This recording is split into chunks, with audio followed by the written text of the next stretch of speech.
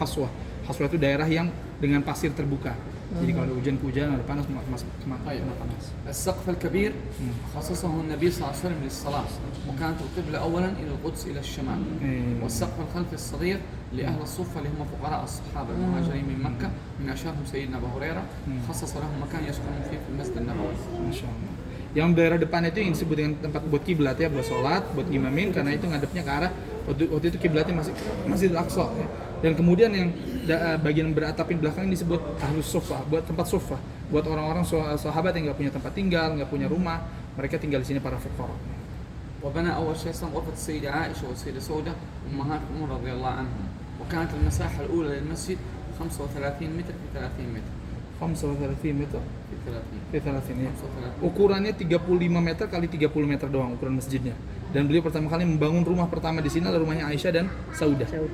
Aisyah dan Saudah. السنة الثانية للهجرة لما نزلت الآية بتحويل القبلة غير الأماكن صلى الله عليه وسلم فصار مكان أهل الصوفة في الشمال في الخلف ومكان الصلاة باتجاه مكة إلى الجنوب وظلت البيوت في مكانها والمساحة كما هي.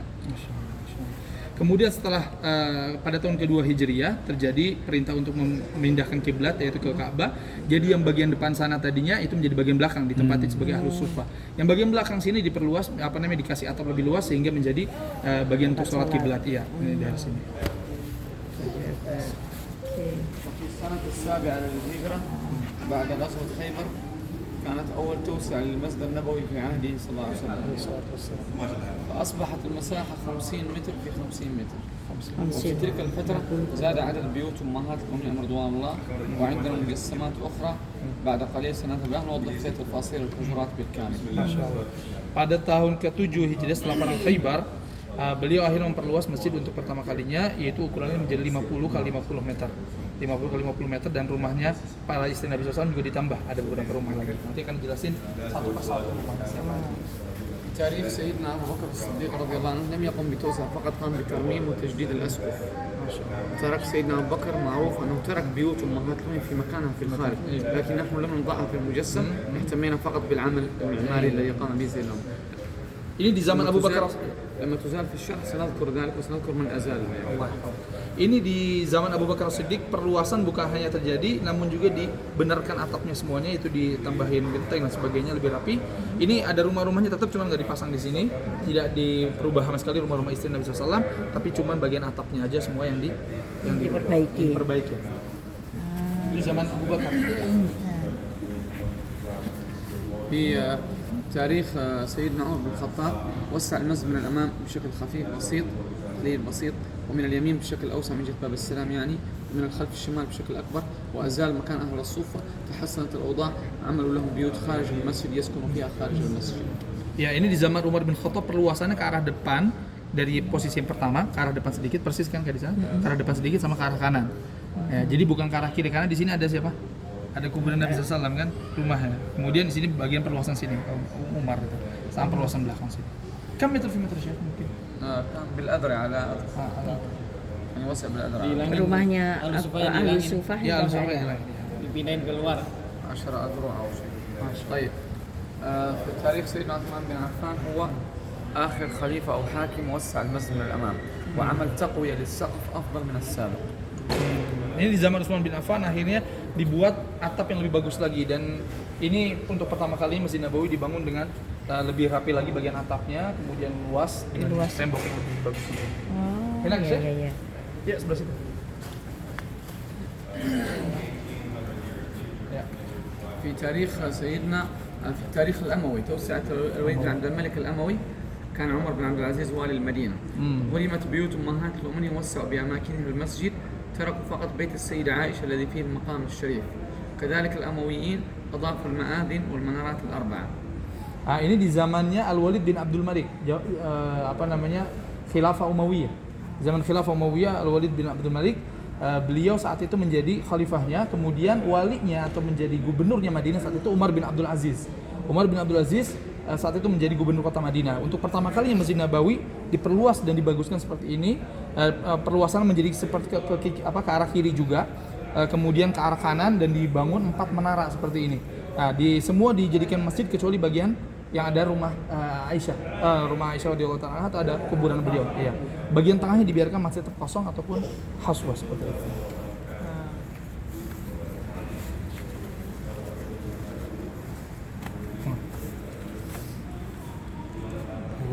بالتاريخ العباسي سنة 150 هجري وسعوا المسجد من الخلف من الشمال ما شاء الله. وأضافوا مئذنتين في الخلف ووضعوا في الحصوة الساحة المكشوفة هذا البناء، خصصوا هذا البناء للوضوء فقط. Wudu, Masya Allah.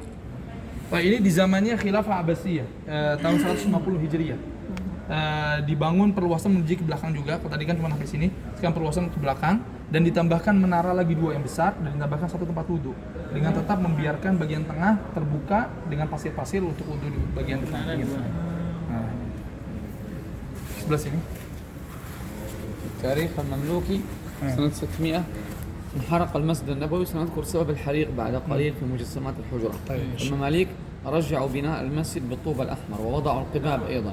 Menaranya diganti ya. Ya, ini kemudian di zamannya Mamluk tahun 600 Hijriah. Di zaman kerajaan Mamluk saat itu mereka merenovasi lagi masjid setelah terjadi adanya kebakaran saat itu. Ada terjadi kebakaran luar biasa, akhirnya dibangun kembali dengan bahan-bahan yang lebih bagus. Kita lihat bagian atapnya juga mungkin menggunakan semacam tembaga atau perak gitu ya untuk menjadi semakin kuat besi gitu ya.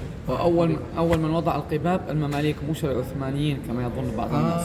القبة الخضراء لما بنوها المماليك لم تكن خضراء، بنوها أولا بهذا اللون الرمادي الفضي الرصاصي، وأيضا بنوا القبة التي الأخرى بجانبها تلك فوق الإمام تسمى قبة الإمام. يعني سنة 600 بنوها هذه. Nah, jadi pertama kali adanya kubah di Masjid Nabawi itu di zaman Mamluki, bukan di zaman Utsmani. Di zaman Mamluki itu tahun 600-an Hijriah, itu pun waktu itu kubah hijau itu masih warnanya perak seperti itu, bukan hijau yang seperti kita lihat. Begitu juga kubah imam seperti itu masih. Iya, kubah imam. التاريخ العثماني لم يضيفوا الكثير على المملوكي، فقط نحن عملنا المجسم كبير. العثماني أضافوا فقط هذه الإضافة التي في الخلف لونها أبيض كخدمة إدارية أو مكاتب. وأضافوا اللون الأخضر على القبة الخضراء وزينوا المآذن بهذه الطريقة. Nah, ini di zamannya tarikh Daulah Utsmaniyah, mereka nggak banyak melakukan perluasan masjid, cuman ke bagian belakang aja sedikit tambahan bagian yang putih itu. Bangunan putih itu menjadi seperti kantor DKM lah, pengurusan masjid, manajemen kantor dan sebagainya.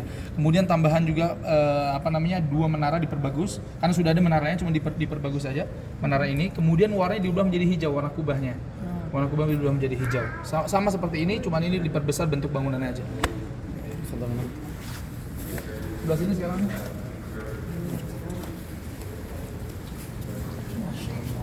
ماشي. تاريخ التوسعة السعودية الأولى، أول توسعة في الدولة السعودية بدأها الملك عبد العزيز وأنهاها الملك سعود.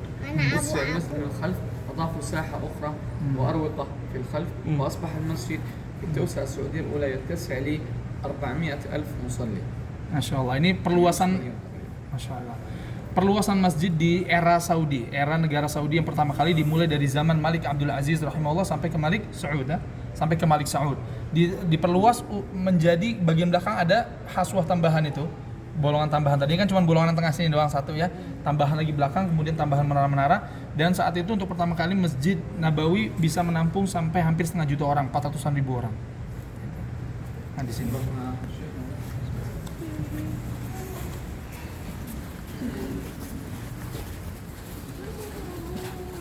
التوسعة السعودية الأولى، أول توسعة في الدولة السعودية.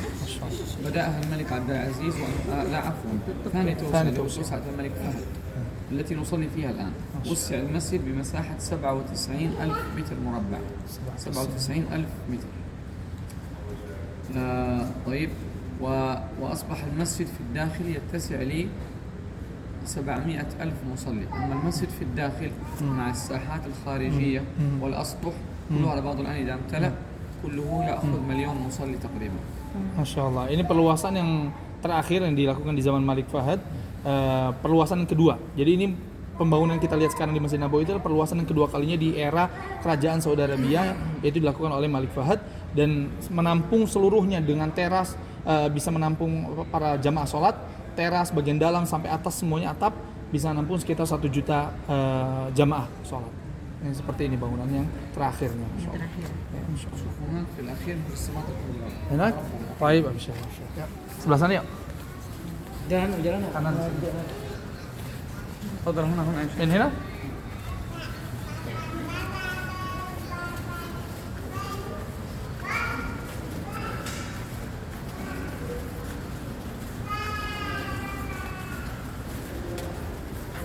Nah, ini.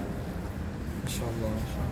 طيب هذه مجموعة سنمر بها الآن ستوضح لنا مراحل بناء الحجرات وتفاصيلها على مر التاريخ حتى نصل للبناء الذي يوجد الآن في المسجد في الروضة الذي هو الشباك الحديد الأخضر الذي نراه في الحرم أمامنا، بحيث أنه في آخر مجسم مع الشرح سنعرف ماذا يوجد داخل ذلك الشباك، كيف ترتيب القبور الشريفة، كيف هذا كل شيء تفصيلا.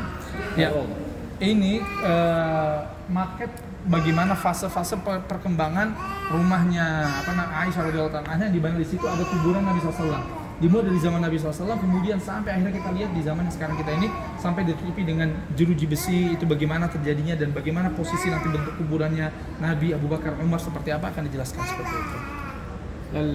هذا المجسم الكبير هو المسجد النبوي الذي ذكرناه قبل قليل، هذاك السقف تحته الروضة الصلاة، القبلة هناك إلى مكة، هنا مكان أهل الصفة فقراء الصحابة. كانت بيوت أمهات المؤمنين لاصقة في المسجد من جهة شرق المسجد أو يسار القبلة إلا بيت واحد في جهة القبلة. Masya Allah. Ini yang bangunan gede sebelah sana, dimulai dari dinding yang lurus ini ke sebelah sana itu masjid. Bagian sini ini raudhah. Nah, ini raudhah kan antara rumahku dengan mimbar itu raudhah semuanya. Ini bagian yang beratap dan ini bagian yang tidak beratap, ini bagian sofa. Dan semua ini adalah rumah istri-istri Nabi SAW satu persatu, ini Aisyah ini semuanya. Kecuali semuanya di sisi sebelah kiri kecuali satu rumah di bagian depan kiblat. هذا البيت الذي في جهة القبلة هو بيت السيدة حفصة. مكانه الآن في الحرم هو المكان الذي نقف فيه نحن الرجال لما نسلم على سيد رسول الله وصاحبيه رضوان الله. ذلك المكان الذي نقف فيه نحن الرجال نسلم هو مكان بيت السيدة حفصة.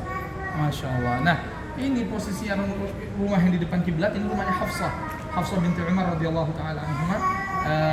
Posisinya saat ini adalah saat laki-laki mengucapkan salam kepada Nabi SAW di depan jeruji besi itu, ya, di depan gerbang besi. Nah, itu posisinya adalah di situ tepatnya, itu rumahnya Hafsah. وهذا بيت السيدة عائشة. Nah, ini rumahnya Aisyah radhiyallahu anha. كان بيتها ينقسم إلى قسمين، غرفة وحوش. وكلمة الحجرة في اللغة العربية تطلق على الحوش وليس الغرفة كما يظن بعض الناس. هذا هو الحجرة في اللغة العربية. Nah, jadi ini adalah rumahnya Aisyah yang paling dekat ke arah masjid, dan itu terdiri dari dua bagian. Ada yang disebut dengan ghurfah, ada yang disebut dengan hujrah. Bedanya apa? Kalau kita dalam bahasa Arab itu hujrah adalah tempat yang ruangan sendiri tapi dia tidak tertutup seperti ghurfah. Kalau ghurfah itu kayak kamar pribadi gitu mungkin ya. Kalau hujrah itu kayak mungkin kayak ruang tamu, tempat yang atapnya terbuka.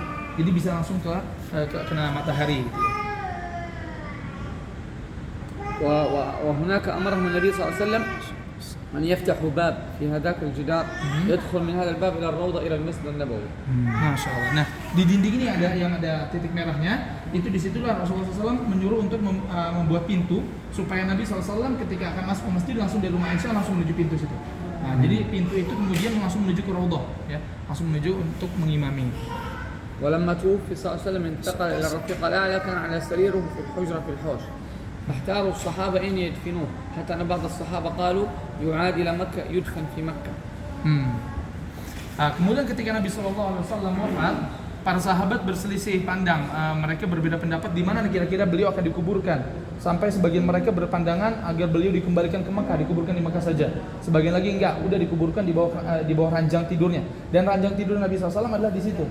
Di bawah titik merah itu, yaitu di hujrah, bukan di ghurfah, bukan di kamar. Jadi di ruang situlah tempat tidurnya Nabi SAW dan akhirnya beliau dikuburkan di sana.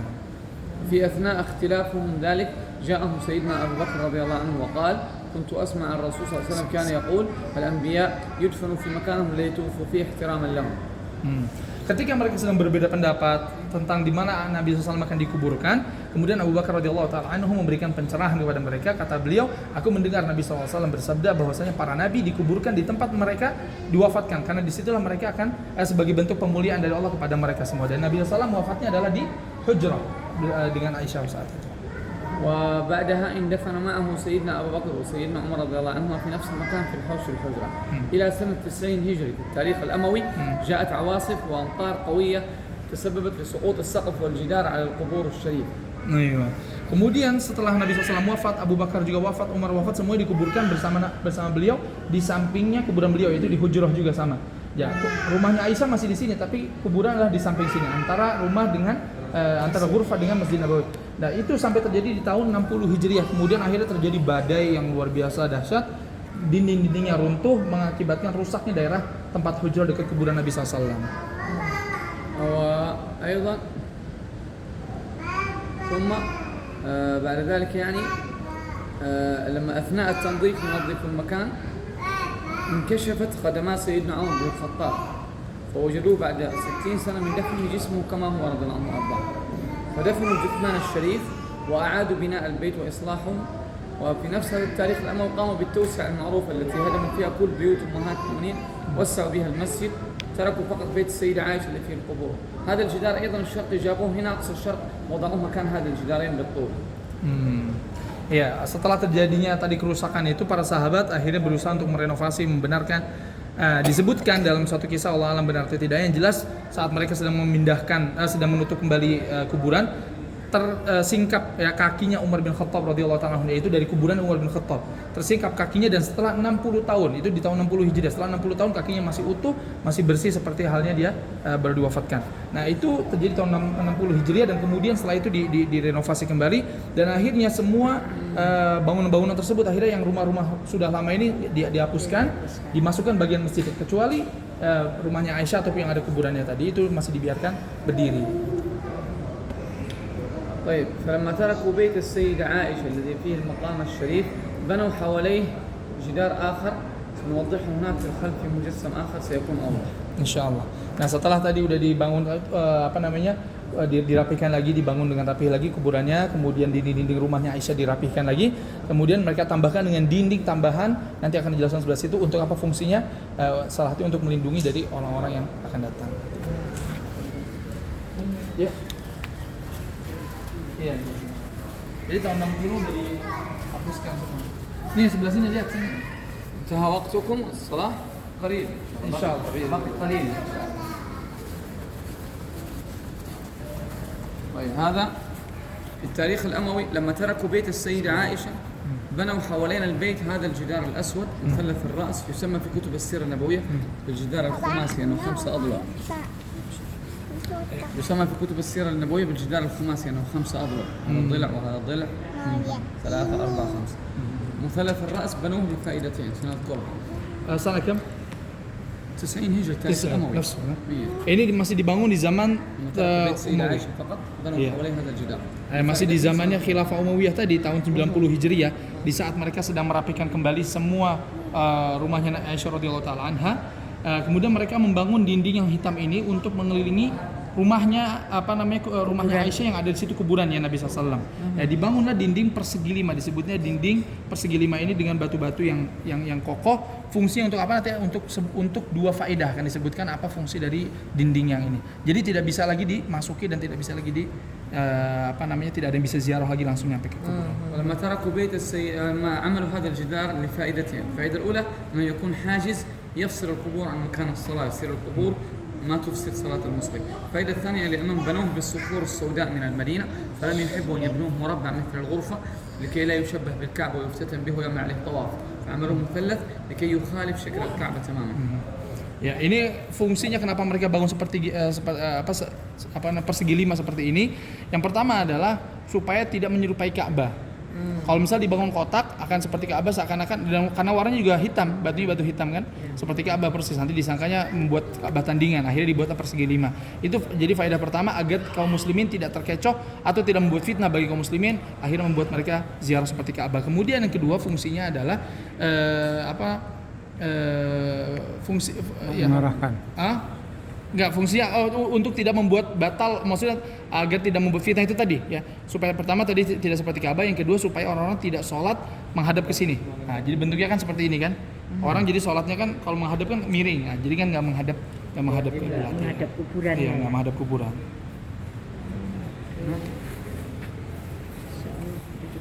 Men.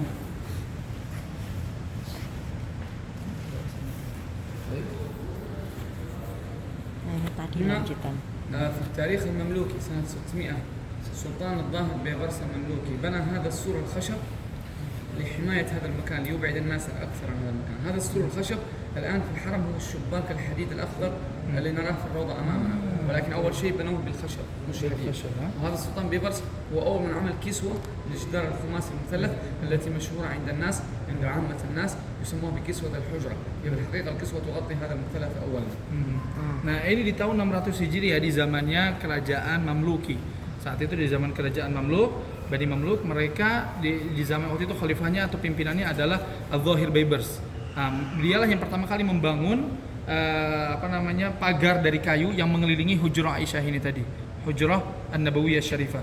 Nah, beliau membangunkan pagar dari kayu. Nah, jadi ini warnanya coklatnya dari kayu ya, bukan dari besi. Nah, inilah sekarang yang kemudian menjadi pagar besi yang berwarna hijau yang ada di Masjid Nabawi, yang kalau orang ziarah ke Raudhah pasti ngelihat ini. Orang salam di sebelah sini, ini semua nih. Tapi dulu masih kayu, kemudian dibangun berubah menjadi besi. Berarti nggak langsung ke kuburan ya? Nggak langsung kuburan, masih ada space nih, lihat ada space-nya, ada space-nya. ruangan ya.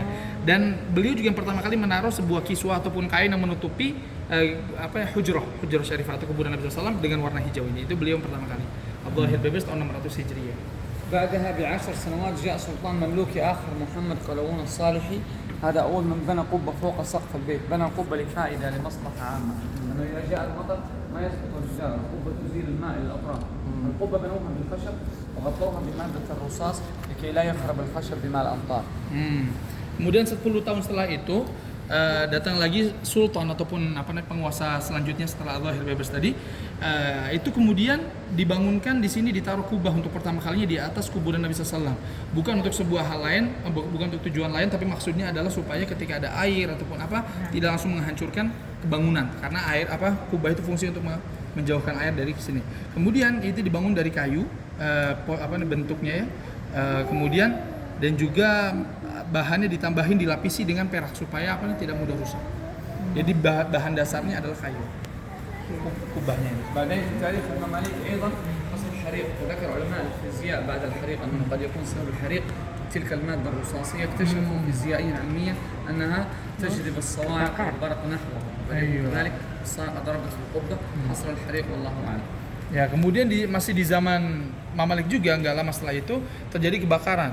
Salah satu sebab kebakaran disebutkan oleh para ahli fisika di antaranya kemungkinan besar adalah karena kubah yang dibuat dari lapisan perak tadi itu bisa menarik petir, panas, petir dan sebagainya. Ketika akhirnya menyambar ke sini, terbakarlah Hujrah Syarifah. نظفوا المكان وأصلحوا البناء، ولكن هذه المرة القبة الصغيرة بنوها بالصخور السوداء لتقويتها، وغطوها مرة أخرى بمادة الرصاص، ولكي ما يحصل حريق آخر غيروا السور الخشب، وضعوا مكانه الشباك الحديد. هذا الشباك الحديد وضعوا فوقه القبة الخضراء وغطت هذا كله لحمايته. صاروا قبتين، القبة الخضراء فوق وهذه تحت موجودة إلى الآن، لكن لا نراها طبعا. لا يستطيع أحد أن يراها. Nah, nggak lama setelah itu kemudian dibangunkan kubah yang baru lagi, dibuat dari batu kalau yang sekarang. Dibuat dari batu dan dilapisi lagi pakai perak. Tapi tambahannya adalah kemudian ditaruh lagi kubah yang hijau itu. Kubah yang besar. Jadi kubah yang ini tetap ada, cuman ditutupin sama kubah yang hijau. Jadi ada dua kubah, double, kubah yang hijau dan kubah yang kecil. Dan ini nggak bisa dilihat oleh siapapun karena sudah tutup secara paten, permanen, nggak bisa dibuka lagi. Gitu. فإذا أصبح من التاريخ الأموي لما بني أمية بنوا هذا الجدار المثلث، من ذاك التاريخ الأموي إلى الآن لا يستطيع أي إنسان لا عامل نظافة ولا ملك ولا مسؤول ولا غيره أن يرى القبور بعينه أبدا، لأن الأمويين لما بنوا هذا الجدار بنوه مصمت مغلق، ليس فيه باب ولا نافذة ولا فتحة ولا شيء. كذلك جدران البيت الأربعة الجدران كلها مغلقة تماما، فالمماليك زادوا عليه بالشباك الحديد. صار المصلي في الحرم يفصل بينك وبين المقام 3 حواجز، الشباك الحديد الذي تراه أمامك، الجدار المثلث، البيت الذي فيه المقام الشريف. Jadi sejak zamannya Umayyah saat itu, Bani Umayyah, khilafah Bani Umayyah, kemudian sampai zaman Mamluk, kemudian sampai saat ini kita itu nggak pernah lagi ada orang yang bisa datang memasuki melihat kuburan Nabi SAW secara langsung, nggak ada. Karena sejak zaman Umayyah mereka membangun kuburan yang tadi kita lihat pakai batu hitam, itu udah nggak ada yang bisa masuk lagi, disemen dengan paten, dengan kokoh dan tertutup rapat. Nah, jadi sekarang antara seorang yang sholat dengan kuburan Nabi SAW itu terhalang dengan 3 batasan. Batasan yang pertama ini kuburan dinding besi itu dindingnya akhirnya sekarang jadi besi, kemudian juga dinding yang dari batu-batu hitam ini yang kuat, kemudian juga dinding rumahnya Aisyah radhiyallahu taala anha yang itu juga sama-sama kokoh semua paten, nggak bisa dibongkar. فأيضا لما يأتي الآن بعض المسؤولين ضيوف الدولة آخرهم رئيس الشيشان لما يدخلوا يتجاوزوا فقط الشباك الحديد، يصلوا آخر شيء عند الجدار المثلث فقط. آخر وصول للبشرية سواء عمال نظافة سواء ملك مسؤول عند الجدار المثلث فقط. Ya, jadi sekarang orang yang paling jauh atau paling bisa melihat ke arah kuburan Nabi SAW adalah cuma bisa menembus ke dinding yang besi ini aja. Jadi masuk cuma sampai ke sini aja. Nah, sampai daerah sini aja. Jadi daerah yang putih dalam itu cuma sampai sini, nggak bisa masuk ke dalam sini.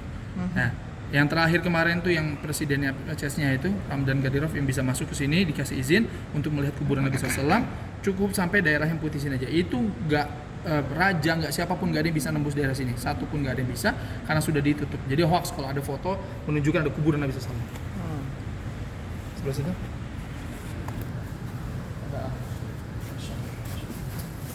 هذا يوضح Umi sebelah situ. أيام مرضه صلى الله عليه وسلم وكيف دفنه صلى الله عليه وسلم ودفن Kelihatan dari صاحبيه sini.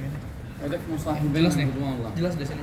طيب هذا بيت السيدة عائشة، هذه الغرفة وهناك كاشفين الأسقف عشان يتضح الشرح. Iya. كما ذكرنا هناك وضحنا الغرفة مسقفة مغطاة بالكامل والحوش نصه فقط. طيب هذه الغرفة وهذا الحوش اللي هو الحجرة، موضع السرير تقريبا موضع الباب الذي كان يدخل منه إلى الروضة المسجد النبوي. نعم. القبلة هكذا في المجسم، القبلة هكذا Baik. الروضة. Ya, ini di rumahnya Aisyah radhiyallahu taala anha dan juga posisinya seperti apa ya dari masjid. Ini adalah ghurfah yang tadi kita bilang. Nabi SAW duduk, kemudian ruangan tertutup daerah sini ini ghurfah. Kemudian ini hujrah ataupun disebut dengan hausha yang tertutup sebagian dengan atap, sebagian lagi kebuka. Dan ini adalah masjid. Ini pintu yang menuju Nabi SAW biasa keluar dari rumahnya untuk menuju ke masjid. Nah, ini orang-orang pada sholat sahabat. Nah, ini posisi ranjang Nabi SAW seperti ini persis. Nah, jadi persis menempel ke arah dinding bagian depan, ke arah selatan, ya, ke arah selatan dari rumahnya beliau sallallahu alaihi wasallam. Dan ini rumah disebut ghurfah dan ini disebut dengan hausha. وفي آخر يوم لما اشتد مرضه صلى الله عليه وسلم وقف يصلي الفجر هنا عند الباب من الداخل، كشف الستارة، شافوه الصحابة فرحوا أنه قد يكون تعافى من المرض.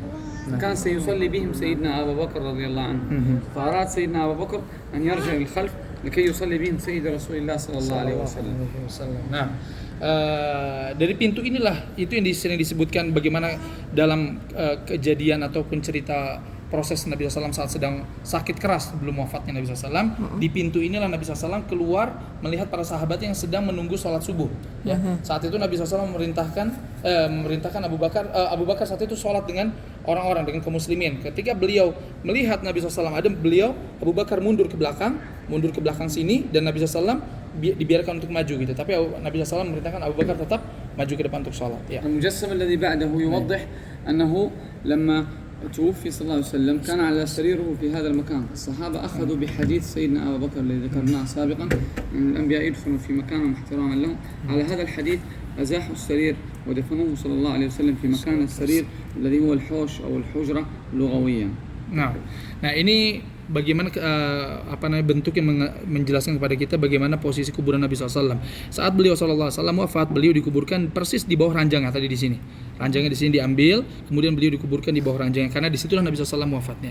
Dan disinilah kemudian beliau dimandikan, beliau juga dibersihkan, kemudian beliau dikuburkan persis di sini, dan ini menjadi dinding yang membatas antara antara kuburan beliau SAW dengan orang yang salam. المجسم الذي بعده يوضح أنه بعد الدفن لما دفنوه صلى الله عليه وسلم كانت السيدة عائشة بعد الدفن تسكن هنا وهنا في المكانين بشكل طبيعي بلا حرج وبلا حجاب بشكل طبيعي، حتى لما دفنوا والدها سيدنا أبو بكر رضي الله عنه بجانبه صلى الله عليه وسلم أيضا كانت تسكن في المكانين هنا وهنا بشكل طبيعي بلا حرج.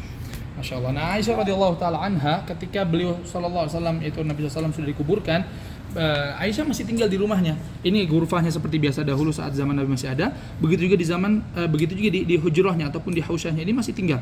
Tetap tidur di sini, masuk ke rumah urusan seperti biasa, dan di sini ada kuburan Nabi sallallahu alaihi wasallam. Bahkan sampai Abu Bakar radhiyallahu taala itu abinya wafat pun di sampingnya Nabi sallallahu alaihi wasallam itu masih Aisyah radhiyallahu taala masih biasa ya, masih beraktivitas seperti biasa di rumahnya.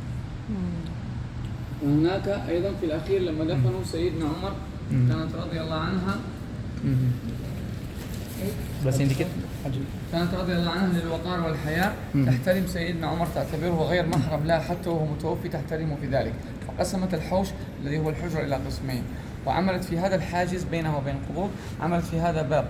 إذا دخلت تسلم على زوجها صلى الله عليه وسلم وأبيها رضي الله عنهما تدخل تسلم بحجاب ونقاب. إذا خرجت تغلق الباب الخاص بالمقام الشريف تجلس هنا وهنا بلا حجاب رضي الله عنه وارضاه. Ini menunjukkan kepada kita betapa tinggi dan mulianya akhlak Aisyah radhiyallahu taala anha ketika suaminya yaitu Rasulullah SAW wafat dan juga Abu Bakar dikuburkan di hujrah ataupun di ruangan tengahnya ini. Itu Aisyah radhiyallahu taala kita lihat tadi masih beraktivitas seperti biasa. Namun ketika Umar radhiyallahu taala anhu wafat di zaman akhir khilafahnya Umar, kemudian beliau minta izin kepada Aisyah untuk dikuburkan di samping kuburan sahabatnya yaitu Abu Bakar dan juga kuburan Nabi SAW, maka Aisyah menaruh sebuah sitar, menaruh sebuah batas ya seperti hordeng seperti ini untuk menghalangi antara kuburan dengan tempat berlalu atau aktivitasnya Aisyah radhiyallahu anha. Karena Aisyah malu menganggap Umar itu bukan mahram walaupun sudah wafat. Aisyah radhiyallahu anha tidak mau beraktivitas ada Umar di situ dan tidak tertutupi. Dan Aisyah radhiyallahu anha menaruh sebuah tempat di sini di bagian pojok dekat pintunya, itu daerah gorden yang bisa dibuka, kemudian Aisyah masuk untuk mengucapkan salam kepada Nabi SAW dan juga kepada bapaknya. Dan ketika masuk ke sini menggunakan hijab dan menggunakan cadarnya seperti seakan-akan ada seorang yang bukan mahram padahal Umar sudah wafat di sini. Ini menunjukkan tingginya rasa malu. هذا صلى الله عليه وسلم دفنوه وضعوه في قبره الشريف ناعم على شقه الأيمن أو جنبه الأيمن وجهه الشريف صلى الله عليه وسلم إلى القبلة ورأسه الشريف صلى الله عليه وسلم إلى الروضة وبنفس الطريقة اندفن خلفه سيدنا أبو بكر رضي الله عنه وتأدبا واحتراما لسيد رسول الله لم يضع رأسه موازي لرأسه الشريف صلى الله عليه وسلم، لا رجعوه رضي الله عنه للخلف، صار رأسه رضي الله عنه عند كتفيه صلى الله عليه وسلم. كذلك سيدنا عمر تأدب مع سيدنا أبو بكر، رأسه عند كتفي سيدنا أبو بكر بهذه الطريقة. Nah ini Nabi SAW dikuburkan jadi bagian paling depan. Ini adalah bagian paling depan kuburan Nabi SAW. Dari sini orang-orang mengucapkan salam dari posisi pohon-pohon ini. Dan ini kuburan Nabi SAW. Ini yang di tengah adalah Abu Bakar, yang paling akhir sini adalah Umar. Posisinya adalah beliau SAW dikuburkan di lahat dengan posisi tidur samping sebelah kanan, kepalanya menghadap ke Raudhah, wajahnya menghadap ke arah kiblat. Kepalanya menghadap ke arah Raudhah, bagian wajahnya menghadap ke arah kiblat, dan posisinya nyamping sebelah kanan. Begitu juga Abu Bakar. Namun untuk memuliakan, menghormati Rasulullah SAW, Abu Bakar tidak diletakkan sejajar posisi kepalanya. Namun posisi kepala beliau di bawah kepala Nabi, yaitu sejajar dengan pundaknya Nabi SAW. Begitu juga Umar sejajar dengan pundaknya Abu Bakar, tidak mau sejajar dengan kepalanya Abu Bakar radhiyallahu taala anhu. Jadi mereka berdua seperti ini posisinya. Jadi kalau kita datang untuk salam, pertama kali adalah kita melalui Nabi SAW dulu. Ya, sebelah sini. Ya, kita melalui Rasulullah SAW, kemudian kita maju sedikit lagi Abu Bakar, maju sedikit lagi Umar radhiyallahu taala. نحن نسلم عليه صلى الله عليه وسلم وعلى صاحبيه من عند الوجه الشريف. النساء يسلموا في الروضة من عند الرؤوس. عند الرؤوس نعم. أول واحد مقابلهم على ما يكونوا في الروضة النساء وجههم إلى القبلة، يكون المقام على يسارهم. يكون أول واحد مقابلهم على يسار سيدنا عمر، بعدين سيدنا أبو بكر، بعدين سيدنا رسول الله. لكن لا شك بالسلام تبدأ بسيد رسول الله وأنت نازل يعني.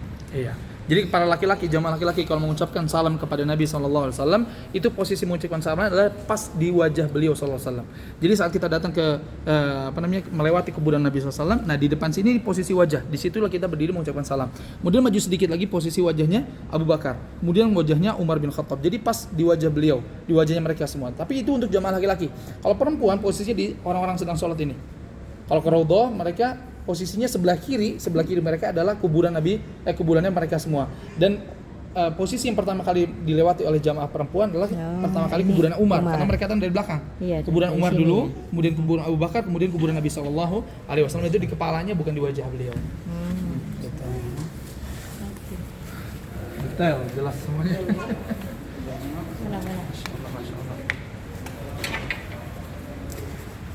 خلاص هكذا انتهى من هنا الخروج. انتهى. شكرا أستاذ. جزاك الله. beres. beres. Ya, syukran, jazakallahu khair.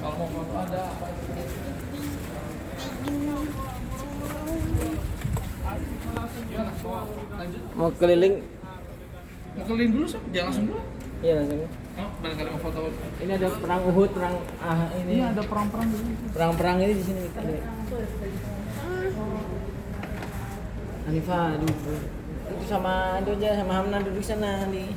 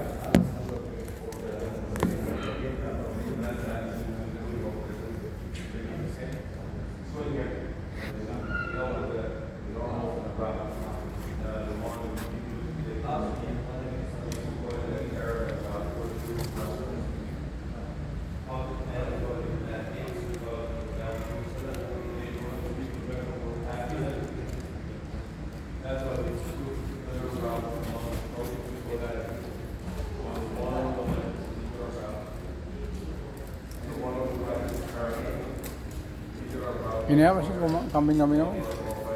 Oh ini.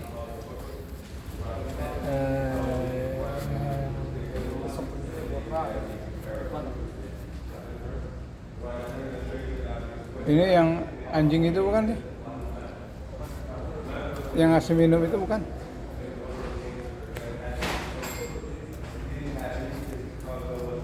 Ya, Bi? Yang ngasih minum itu bukan? Cerita ngasih minum? Iya, ini aja. Apa namanya? Yang ini Paket nih? untuk menggambarkan. Iya, bagaimana sifat lembutnya Nabi SAW kepada hewan gitu kan. Oh. Ini mah nggak ada kaitan dengan sirah Nabi SAW, secara umum aja. Cuma gambaran. Itu ada baju zil perang.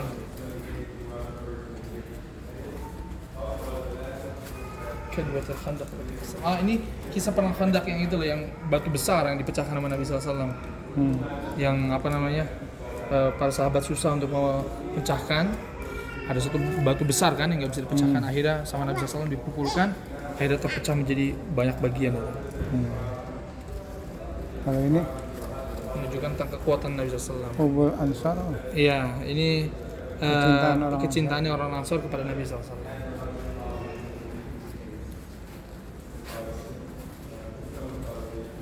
Kisah Ini Humazah. enggak, ini mah kecintaan Nabi SAW kepada para hayawan, kepada hewan-hewan, oh. kelembutan Nabi SAW. Oh, ini apa nih? Singa ini. Fudu'ul asad di Maula Rasulullah. Ini kisah Safinah, pembantu Nabi SAW atau budak Nabi SAW yang bertemu dengan singa. Ya. Kemudian singanya merunduk. Merunduk, ya. Oh, ada singa. Kalau ini Al-qittal wahsyiyah fi dar Sayyidah Aisyah wa ta'dibu. mainan Aisyah ya? Iya, kucing yang ini ya, kucing apa namanya kita bilang? Mainan Aisyah. Iya, enggak kucing yang apa, kucing buas lah, bukan kucing jinak. Yang tapi beradab di depan Nabi SAW gitu. Oh, betul. Ini baju apa nih? Ini baju-baju perang di zaman dulu, di zaman sahabat, dari rantai, tameng. Oh, ini disebut ini supaya tahan itu ya? Ya, tahan pedang. Pedang ya? Insyaallah ya, kokoh. Kaki juga bawa.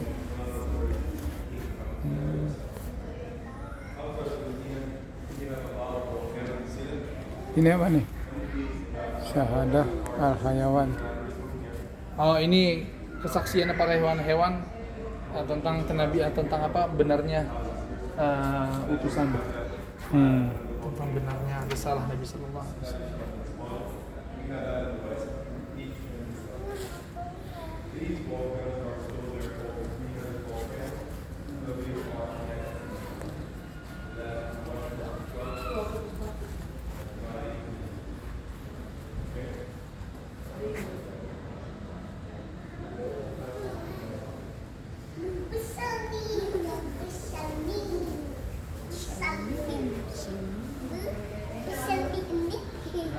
Warna pisau.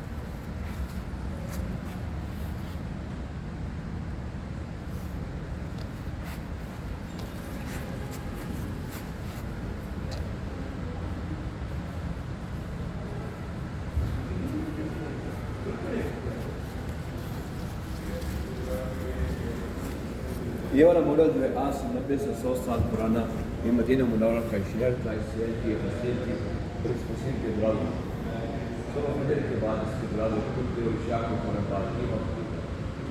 आज आप जितनी मस्जिद नबी देखते हैं पूरा का पूरा शहर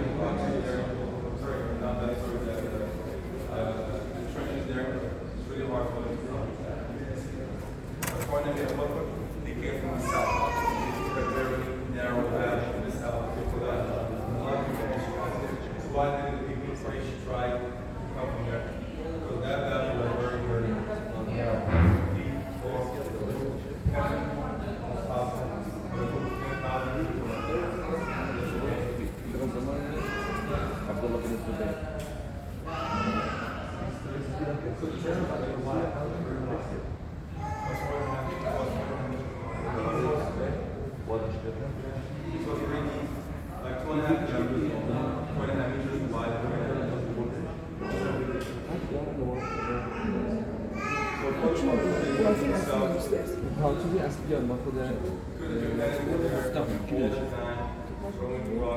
إذا فات زمان خالد بن عبد العزيز جد خالد بن عبد العزيز No, it's not there. Well, there's oh, sorry. Thank you. You're asking one thing for it, and it's right as well. So the church, right? Well, the church, I heard that in fact, is a big portion. Yeah. You know the church building has a church side. And what's happening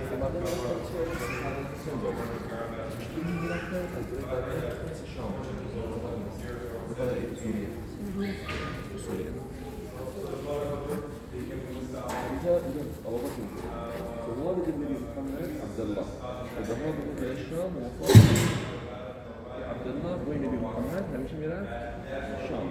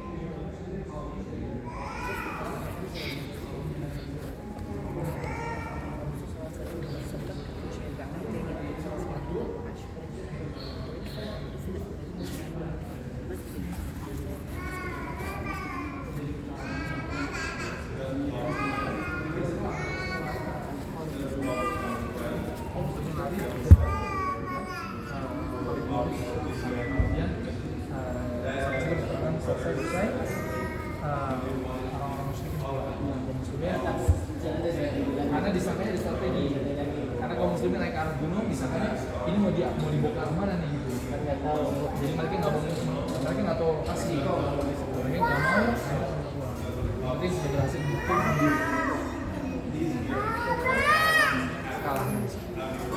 Ini Uhud ya? Ini Uhud ini. Ini yang kalahannya yang Jabal Rumah nih. Ini Jabal Rumah, bukit Pemanah.